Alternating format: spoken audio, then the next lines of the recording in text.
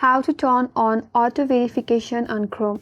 Hi everyone, this is Kate and I'm back with new tutorial, and in today's video I'm gonna show you how you can turn on auto verification on Chrome. So without any further ado, let's get started with this video. First of all, on your mobile device, open up your Chrome browser. Now tap on the three dot icon from the upper right corner. A drop-down menu will pop up. From there, tap on Settings. Scroll all the way down and then tap on Site Settings under this Advanced section.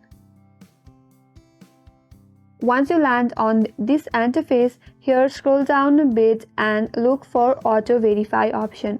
Once you find it out, tap on Auto Verify.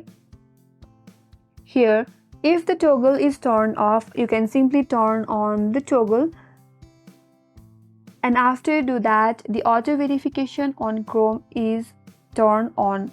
That's all for today's video, and I hope this video was helpful. If you are new to our channel, make sure to subscribe and do not forget to like, comment and hit the bell icon. Thanks for watching till the end. I will see you on next video.